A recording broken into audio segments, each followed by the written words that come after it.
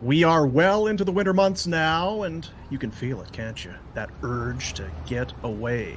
Maybe some beach time to warm up those bones of yours, maybe a hockey, sports kind of road trip.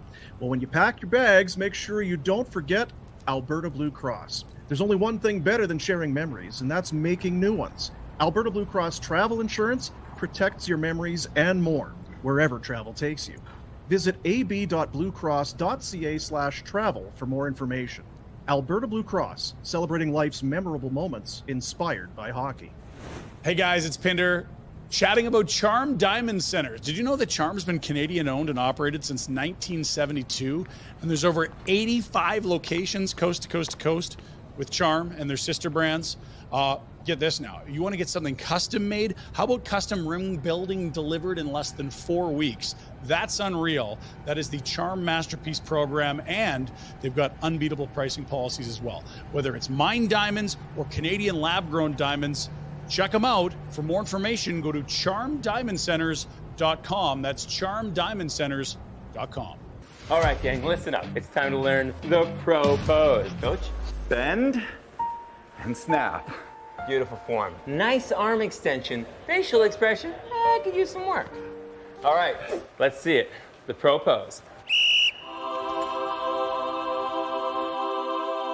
What's that guy doing? I think that's the bend and snap. That's a whole different deal. Charm, home of the pro pose. Oh! Wendy's is letting you win real food with your fantasy teams this year and Daily Face-Off. For those of you who smoked the competition, Wendy's is rewarding you with weekly prizes that'll have you winning despite your lack of team-building skills. Download the Wendy's app and score yourself 150 bonus reward points on your first order. Grab a sweet victory from the mouth-watering jaws of defeat, along with some fresh, never-frozen beef. Sign up to play Daily Face-Off to win weekly prizes like the spicy chicken sandwich from Wendy's and the Wendy's app. And now back to Afterburner.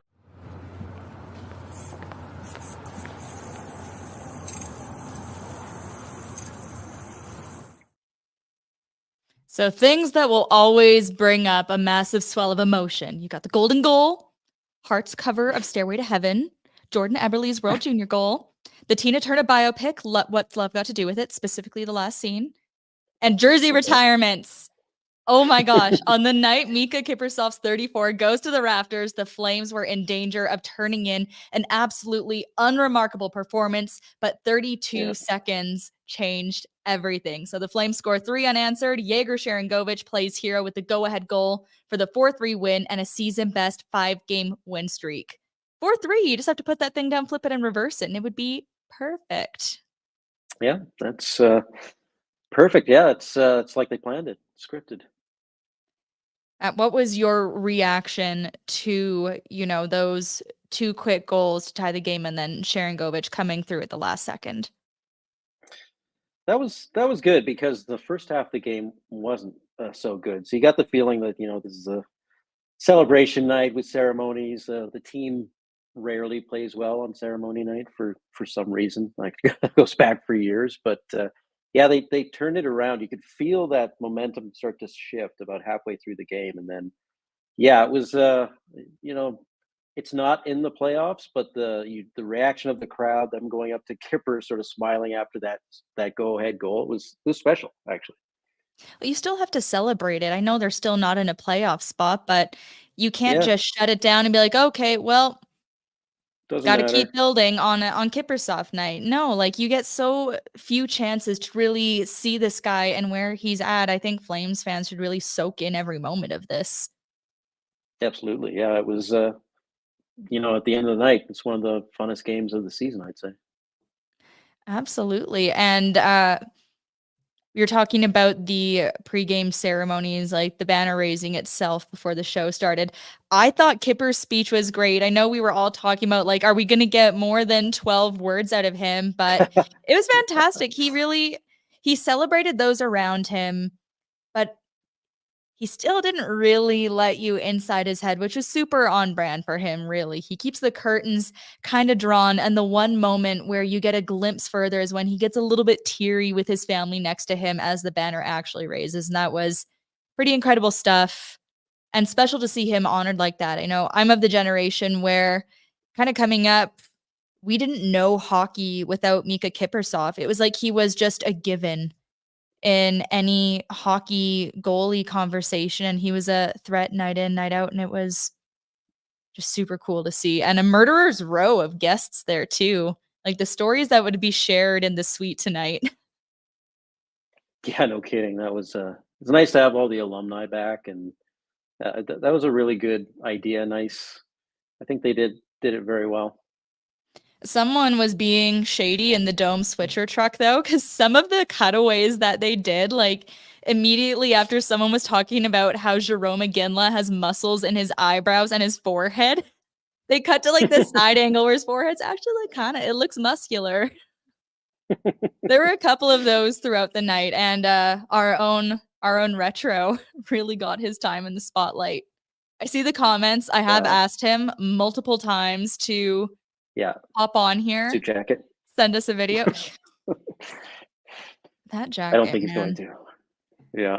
No, I'm doing Afterburner with him on Monday, I believe, and I'm going to demand that he wears that jacket. Like all these nice suits, and I'm just waiting.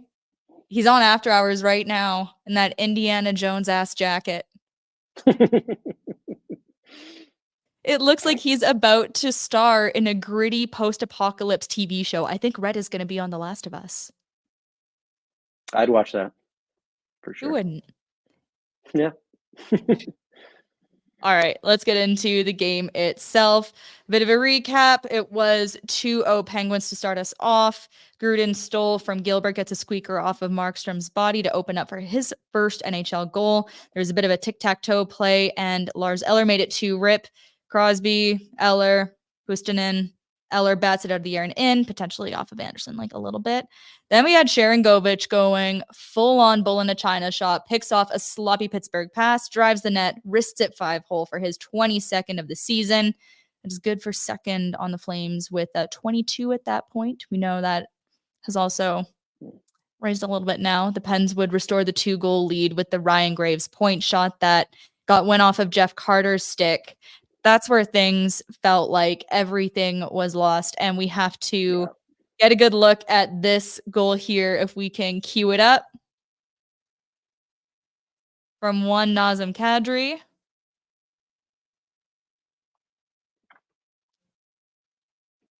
Oh, looks like we have a problem there. No, we'll see if we can get it later in the show. But yeah, we'll paint a picture. We'll paint the picture for you. Yeah, it was a massive solo effort. He put it through. If the clip had started a little earlier, he actually puts the puck through the skates of the Pens defender and cuts through the crease and just turns and fires it into the net. Like when you think of a nearly end-to-end effort like that, it takes me back to his. I think it was actually his first goal as a Flame, where he totally dangled Brett Kulak and went end-to-end against Edmonton. That was massive. Goal of the year, maybe? Contender. Individual effort, at least, yeah. But it was funny because in the pregame ceremony, they were talking about Iginla's shift, and they cut to Iggy. This is what I meant about the switching. Immediately after that goal, they cut specifically to Iginla, and that felt super meaningful. That was a full-on Iggy-style shift, Iggy-style goal, put the team on my back kind of moment. Yeah, and it spurred the turnaround. Like even at that point, I was like, "Well, that's a nice goal, but it doesn't feel like they're winning this game." And then rapid fire after that. It's like, "Oh, never mind." Bada bing, bada boom. Yeah. You had Coleman grinding on the half boards, gets it to Mangiapane, goes to the net. Coleman finishes it off with his team leading, I believe, was that his 26th?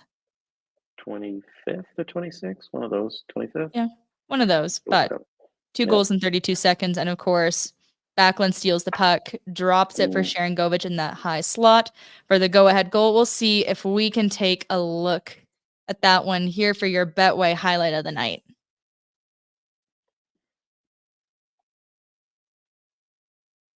Maybe. We'll see. The technical gremlins might still be kicking here. Yeah. Oh, we got the celebration. There we go. Look at that jacket. Little cheers from Kipper. Man, that jacket. Do you remember when TLC had that show, What Not to Wear? I do. I'm waiting for Stacey London and Clinton Kelly to pop out of the stands and demand that Rhett get highlights and wear a structured blazer and a pencil skirt or something. He would turn them down flat. So Absolutely. Absolutely. But yep, Yegor Sharangovich. We see the King Connie comments. Everyone's talking about how Flames won that trade. It's worked out super well for Calgary. He delivers with 2 tonight. That's your highlight of the night presented by Betway. Get the app on your phone and bet the responsible way with Betway. Now, with all the pomp and circumstance aside, this was our first look at what the Flames decor looks like sans Chris Tanev. And obviously there were games this season where he didn't play, but it's different when you know a guy isn't coming back. I kind of go back to playoffs when Daryl Sutter referred to Tanev as a safety blanket for some of the Calgary defenders when he was injured. So what did you see from that group without him tonight? it was pretty ugly in the first half, especially. They seemed pretty flat, and Pittsburgh had a lot of chances. Like the Penguins, if they were, could have finished a lot of their chances in the first half, they would have put that game away. That said, you have to really hand it to Shillington for stepping up. Without him coming back into the fold and looking like he didn't really miss a beat, this would have been a much tougher loss for this team. But he comes in, he's looked comfortable ever since he came back, and I thought he stepped into the gap relatively well. Yeah, he ended up with 20 and a half minutes, and that will far and away be the most time he played this season since coming back. Yeah, and he ends up +2, couple shots, great. But Pittsburgh was really out-blocking Calgary when it came to the shots. And I think that's where we saw them really missing a guy like Chris Tanev, especially when the Pens did get that first power play goal. Yeah, for sure. I mean, you're definitely going to miss a player like Tanev in the long run. He's one of the best defensive defensemen in the league, and he made whoever he played with better typically. But they're in a transitional phase, and they needed to make that move. So it is what it is. It also kind of makes me fear for what it would look like without Noah Hannafin. Although it wasn't his best game ever. It wasn't. Yeah, you're right. Yeah, he missed that really good chance, but I thought it was decent, better in the second half. That's for sure. But yeah, he's another guy I think needs to go here pretty soon too. And before we started tonight, you and I were also kind of talking about the addition by subtraction that we've kind of seen with the Flames. Zadorov goes, Lindholm goes, and you really started to see guys find their way, and we started to see some of these win streaks come around. I wonder where the tipping point is where, whether things were great in the dressing room or not, it's just tipped too much the other way. Could Chris Tanev or a potential Hannafin trade be that tipping point? Yeah, I mean, they can't keep getting better with every guy they delete. That would be pretty strange. But you've seen Lindholm wasn't having a good year, still isn't having a good year. Like ever since he went to Vancouver, I looked up his numbers and they're not very good. I don't know what's going on with that player, but I think he is addition by subtraction, at least for this season. Previously, he was a very good player for this team. You don't have Osterley in the lineup anymore. I was never a big fan. He was always a negative most nights. Adam Ruzicka's gone, Dylan Dubé's gone. They were negatives most of the season. So, yeah, you're right. You can't keep getting rid of good players here. When Hannafin goes, and if they trade Markstrom, it is going to have an impact. But it is kind of strange to see them be the biggest sellers in the market right now, selling off players and having a 5-game win streak. And then we have subtraction by subtraction. We obviously hope that Connor Zary is doing all right. It looked like like Malkin might have clipped him in the head. Zary didn't see what was coming. I don't think Malkin was head hunting him, but it looks like the contact might have been there. But he did leave with about 13 minutes left. And I'm looking at Natural Stat Trick, and he did not return. So he was off the ice for about those last 4 goals. Just scary stuff considering, one, you don't want to see a young player or any player get hurt, especially when it's contact to the head potentially. And he's just been one of the most exciting guys to watch on the team this year. Yeah, probably going to be in the Calder trophy conversation at the very least. And hopefully he's not hurt too bad and comes back, because you're right, he's been one of the big bright spots of the season for this organization. And of course, on the night that a goalie's number is retired, all eyes are going to be on the goaltenders. It looked like we were going to be in for a little bit of a goalie duel right off the start, like maybe 3-4 minutes in. Then it turned out to be not so much that, mostly because of the volume of shots that Tristan Jarry did not really have to face until, the swan song of the period. But what did you think of Jacob Markstrom's night, especially after the comments he made earlier this week? Aside from the first goal, very solid again, right? Couldn't really blame him on anything else. The first one sneaks through him, but as I said, like the first half of the game, the Penguins probably could have put it away. They missed a couple shots, but Markstrom was definitely there to keep the Flames in it too. And one thing I did want to mention about Pittsburgh, just that I think is really funny about Tristan Jarry. So they're one of the high-level guys in their hockey ops, director of hockey ops and head of legal, Vuki Mapofu. He's from Saskatoon, but he used to play for the Red Deer Rebels, and he's had a pretty fast rise to the executive level of the NHL. He left the WHL early because he knew didn't think he was going to make it as a player, so he's like, I'm going to become a lawyer, and I'm going to try to get into executive that way. And he worked with the Golden Knights as an intern, worked with the LA Kings in their legal department, and now he's with Pittsburgh. He is 27 years old, and the one full season he played in the dub, the top goalie that year was Tristan Jarry in Edmonton. So the director of legal for Pittsburgh has scored on their own goalie in a hockey game, which I think is really funny. That is quite the bit of trivia. And what was that name again? Vuki Mapofu. That is outstanding. Yeah, awesome. Parents from Africa moved to the UK for his dad to go to medical school. They had Vuki in Dubai, and then his dad got a job at the University of Saskatchewan as the head of pediatric oncology. Just one of those families, where everybody's just kind of like top tier in what they do. That's outstanding. But yeah, and it was cool that the Penguins did stay out. They had everybody on the bench to watch the whole ceremony, and yeah, that was respectful. That's nice. Yeah, it was some pretty cool stuff, and obviously not a perfect effort. So there are some things that we want a little more of. You're a little famished still, so we're gonna do the DoorDash. Hungry for more? Restaurants, groceries, pharmacies. My friends and I have actually ordered a waterproof speaker off of DoorDash in a pinch during the summer. So ordering's easy. You open the app, choose what you want from where you want. Items left safely outside your door with the contactless delivery setting. And with Double Dash, you can order from multiple places without extra fees, so everyone gets what they want and what they need. I don't know if I'm even hungry for more, if I'm just a little confused, but I'm going to go with Andrei Kuzmenko. We did not see much of a consistent line for him tonight. He was kind of split between playing with Jonathan Huberdeau and Yegor Sharangovich and being on the fourth line with Peltier and Rooney. So he's kind of switching spots with Dryden Hunt there. So he hasn't scored 2 weeks, had an assist against San Jose. He was under the weather for a bit, but it seems like Ryan Huska is still trying to figure out how to best utilize him. Do you remember there was a lot of talk about how Kuzmenko wasn't a talk-it type player in Vancouver? And even Blake Coleman was like, okay, so what's the deal with this guy? And I know you can't expect a coach to bend a whole system to a player who isn't a bona fide superstar.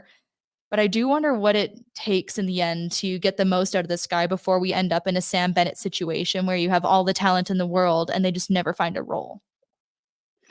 Yeah, it's funny too, because I've looked at his results, and on paper, that line when they've been together has been good. There's nothing glaring where it's you're being grossly outshot, you're being outplayed. They're positive in all the key metrics. So I'm not sure, and I've never watched games with Kuzmenko and go, "Wow, this guy, he's clearly a negative on this trio." He hasn't stood out to me in that way. So I'm not sure what Huska's seeing, why he's kind of demoting him. Maybe it was a reaction to the player getting sick, but yeah, tonight still kind of bouncing around off the fourth line, not on the fourth line. So yeah, it would be nice to see him maybe put that trio back together and give them some time to run, because they might as well experiment, right? They've got this former 40 goal scorer. They're going into transitional phase here. Let's see what they have. And I think it's still reasonable to hope that he could be the finisher that this team desperately needs at time, even though it looks like it's Kadri and Sharangovich right now. And Coleman some nights. They've been so exciting to watch. Oh yeah, outstanding. For me, I just want them to flip him next year, to tell you the truth. I'm a rebuild maximalist, so it's like, yeah, get that asset up and move him at the deadline. So if you're Kent Conroy, what are you doing tomorrow? Well, I'm still selling Hannafin hard, and I'm seeing if New Jersey wants to take Markstrom as well. And we are going to get to that. That's probably a good time for us to get ready. I know we're having some technical stuff going on tonight, so we're going to get ready to try to load the break in a little bit here. But first, I do want to ask you, what are you hungry for more of? I kind of brought Shillington already, but I definitely want to see more of him now. As you know, they've been easing him in now that Tanev's gone and probably Hannafin here soon. There's going to be a lot of opportunity for him. And, I think they're going to try to re-sign him pretty soon. I don't know what that contract's going to look like, because it's such a strange situation with the player, but it's such a great story. He's come back and played so well. It'll be really interesting to see more of Shillington down the stretch here. We did see a couple opportunities tonight where he really tried to utilize that speed, and he was pinching and getting a couple good opportunities away. I know not everything ended up on net, but yeah, and you can see he's a little frustrated a couple of times when puck didn't go in, but he's playing really well given all things considered, right? Was it just me, or were we able to hear more of the players on the ice tonight than usual? Or are the pens just like exceptionally loud? But I feel like I could hear everyone shouting after every play. Yeah. Sometimes you get those nights. Maybe the mics are turned up a little bit. Yeah, someone's a little hot on the dial. So that is your DoorDash Hungry for More.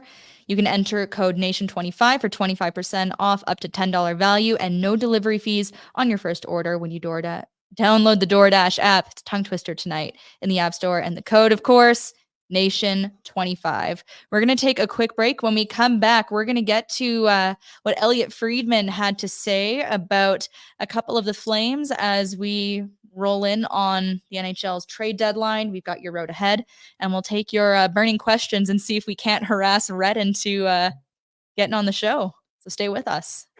Greta, it's our home away from home for Afterburner. We'll be there for live watch parties throughout the season. Should be your spot regardless. Before, during, and after the game, grab a cocktail, something from the menu, let the games begin, or maybe you get into the game yourself.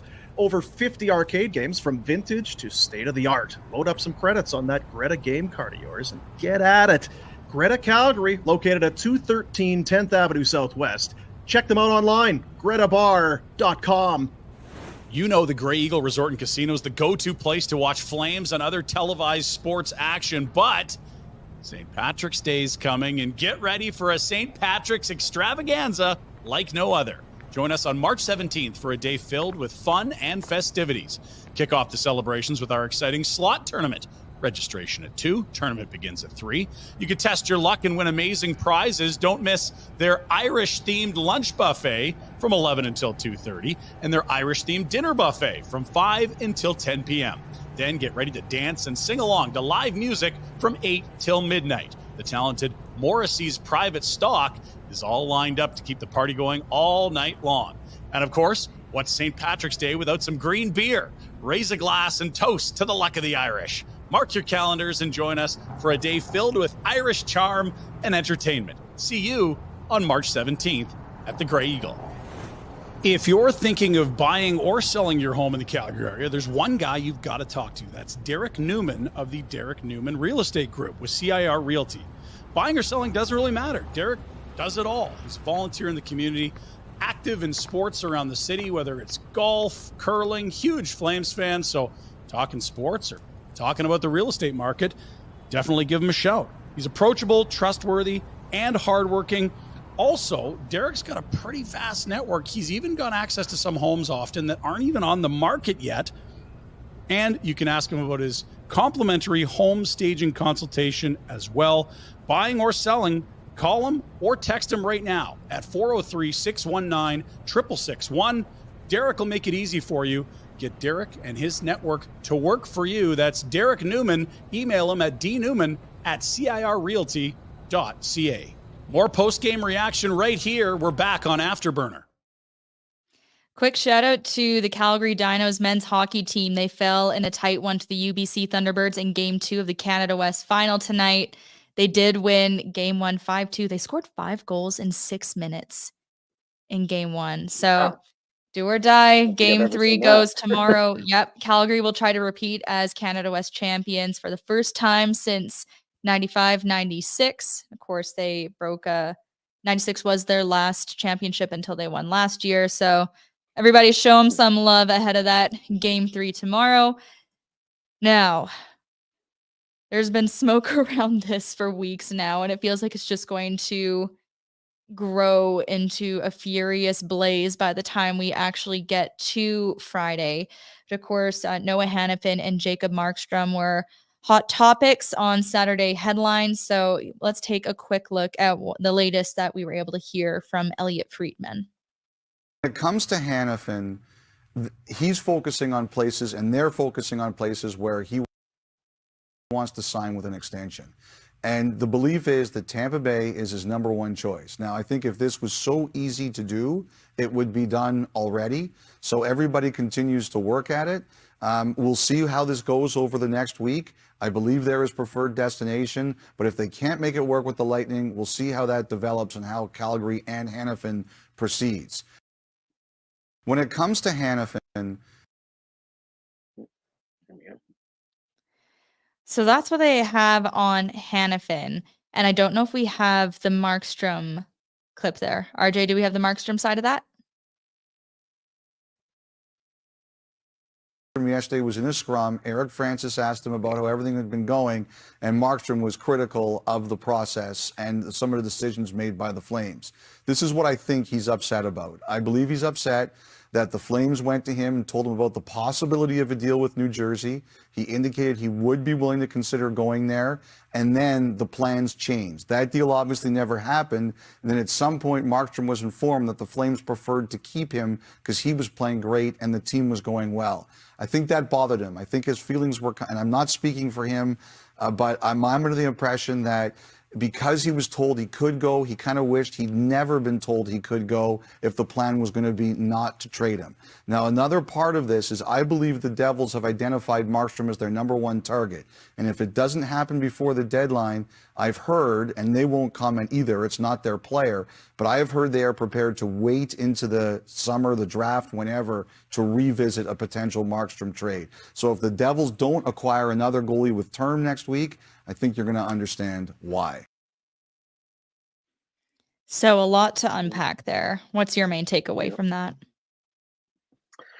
The Hannafin side, it's strange that the focus is only on teams that he can extend with. Now, I know why that would be preferable for the team acquiring him and maybe for the player, but 99% of rentals are just that, right, at the trade deadline. They move because they're an addition for the end of the season and for the playoffs, and they go and they sign somewhere else. And the big issue for Calgary is a target like Tampa Bay. They have a terrible prospect pool, and like they've traded everything away for over the last few years. I think their next first round pick's 2026, which wouldn't be a bad acquisition, but they're so thin on what the Flames would want. It kind of sucks that that's the team they're talking to. So we'll see. I think other teams will still jump in there. Florida has also been kind of rumored. Like Tampa, they don't have a lot of prospects either. But I think Conroy's going to play this to the end to see just to get the best possible package. And as a full team rebuild guy, you're probably not super pumped to hear that the Flames allegedly intend to hang on to the asset. You mean Markstrom or? Yes, I mean Markstrom.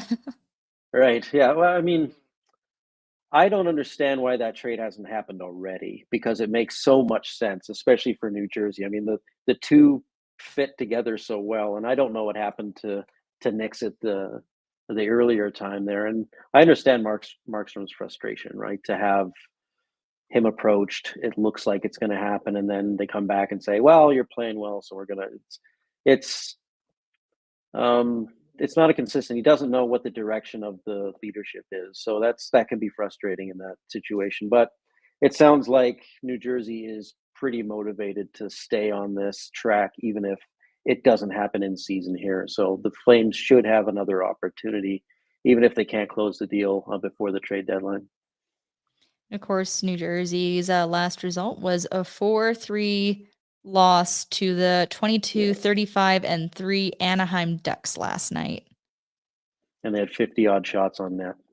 Oh, sheesh. Yeah.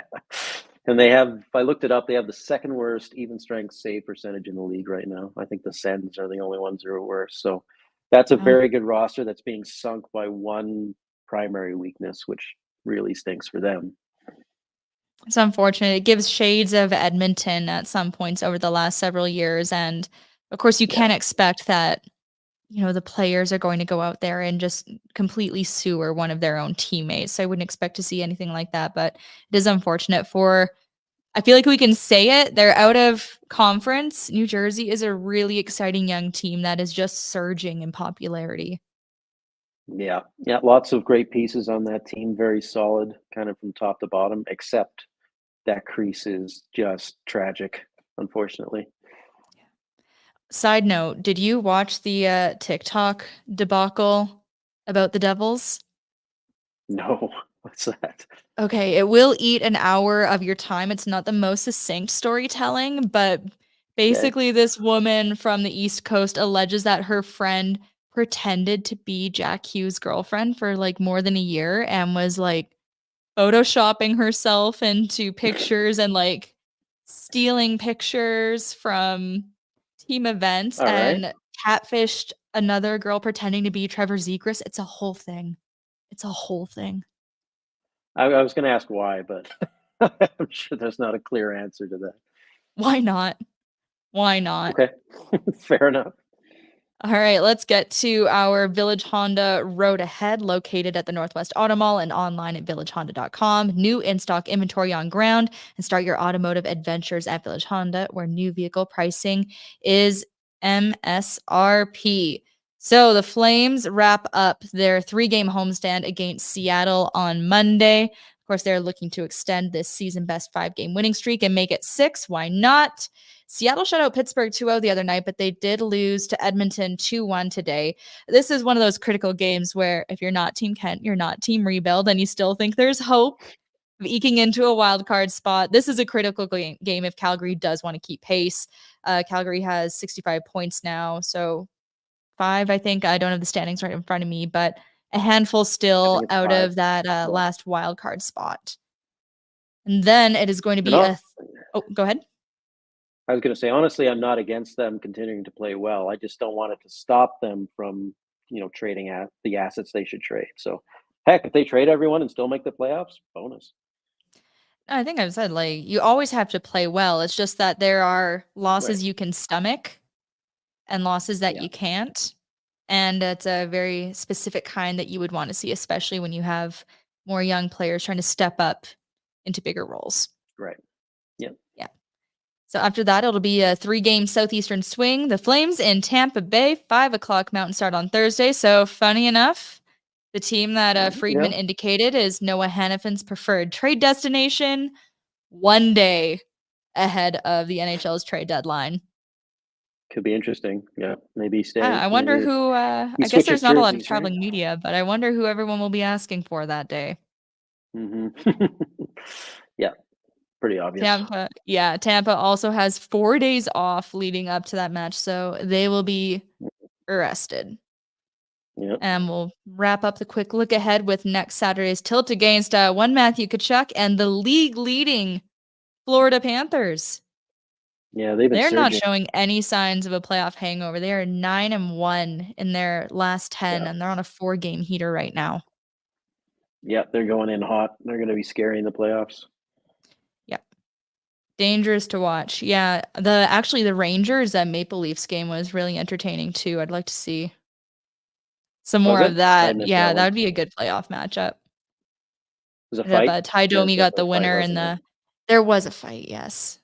I fear for Matt Yeah. Rempe. I Fear know. for that kid. But Yep. the shootout was good. So that is your road ahead. Village Honda has a huge selection of used vehicles, all makes, all models for all budgets. They have more than 70 units on site and access to over 400 more in their dealer group. So you can make Village Honda your one-stop auto destination in Calgary, located in the Northwest Auto Mall and online at villagehonda.com. All right, before we get to your questions, everybody in the chat, I do have one for you, Kent. What number would you want to see retired next? Giordano, I think. One of the best players to ever play in this organization. Great story coming up too. 35-year-old Norris Trophy winner. I mean, captain. Yeah, I don't think anyone should be wearing his number now that he's gone. Yeah, I would love to see that.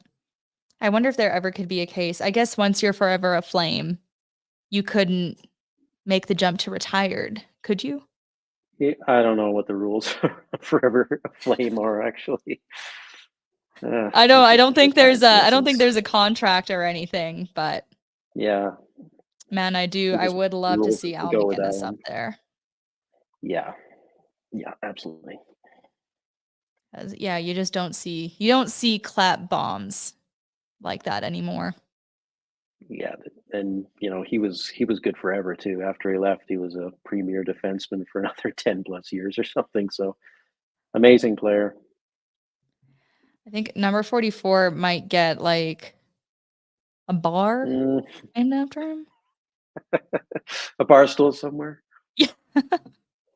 At Caesarville. There you go. Or in the alumni lounge. That one's actually pretty cool. Yeah. All right. Let's hit us with some questions, RJ. Let's do it.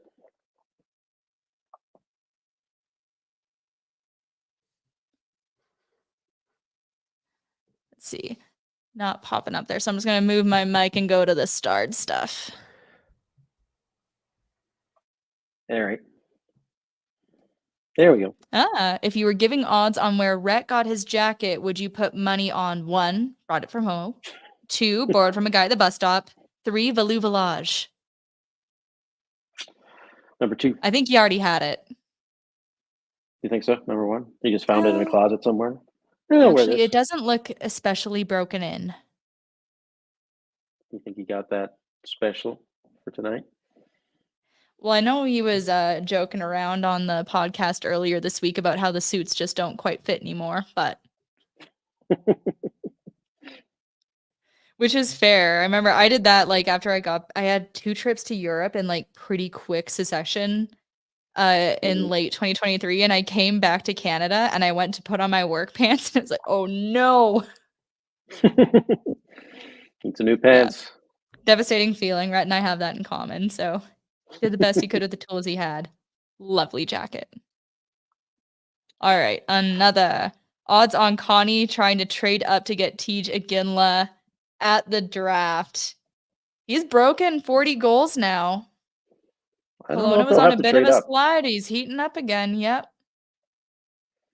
Yeah, I think he might fall right in their range, to tell you the truth. I don't know if he's going to be like a 5 overall or an 8, but 10 to 15, it could be Kismet, right? Might just be land right on in their laps. Yeah, it would be obviously very cool for Flames fans to see. I don't think because Jerome is going to have a role in this, I don't think he would ever allow the team to trade up if he didn't think that Tej was the absolute best player available. But I know he's also really instilled in his kids the need for them to set their own paths and build their own legacies. If there's one thing he does not want his kids to be able to piggyback off the name on the back of their jersey. That makes sense. I feel confident that wherever Tej teams... Iginla does end up, he's going to be a really hard worker. I think the team will go best player available wherever they pick to in the first round. And if it's him, they'll go with him. But I don't think they're gonna, you know, they'll go by their draft board. I don't think it'll just be like, well, McGinley is available, we have to get him. But it's possible that where they're picking, he is the best player available. So I know see. Pike's keen on Carter Yakimchuk from the Hitmen as well. Yeah, there's a lot of good players that could be in their range. So that's why I Ooh, a say big ol' it might right not shot be D. him either, right? Yeah. It would be cool to see an elite defenseman come up through the Flames system, though, because it does feel like that is mandatory for having a cup contending team. Especially Like, when I'd you're go back to the sequencing a lockout. You rebuild, have to have one. right? Yeah. Yeah, and you kind of want to get the defenseman, the elite defenseman in first, and let them mature into. Because if you look at like the Blackhawks, you know, Duncan Keith was well ahead of like Taves and Kane. He was 26, 27 by the time they were coming up, but you know, he was already established and turning into a Norris winner by the time they were 22 and 21. So that could work. And yeah, and then you look at guys like Aaron Ekblad, and even though he looks like he popped out the womb looking 40, it did take him a little while to get going, and now he's a indispensable part of that Florida team. Yeah, Victor Hedman in Tampa, same sort of Mhm. thing too. All right, let's see what else we got, RJ. Is Detroit the best landing spot for Hanifin? What do you think? I guess it depends how you define best. Best for the player, best for the team getting him, or best for the Flames in terms of package. I think the third one, they probably have way more than that the Flames would covet than the other teams we've been talking about. So I would say yes on that front. All right, I think we got time for a couple more here.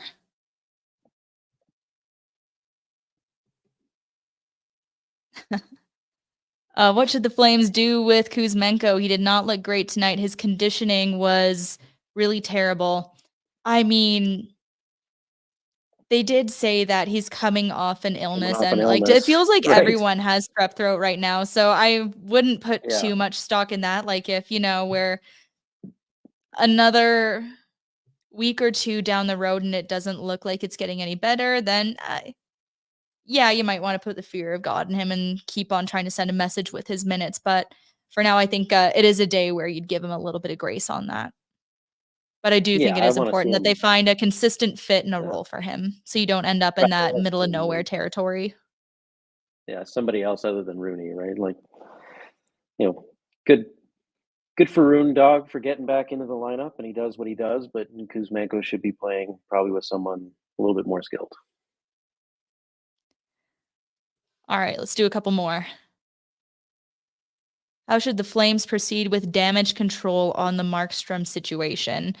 I would be shocked if they haven't already had a conversation, or if Connie hasn't, you know, addressed how things have gone with Markstrom. I think it would be extremely poor form for that to just be left hanging in the air.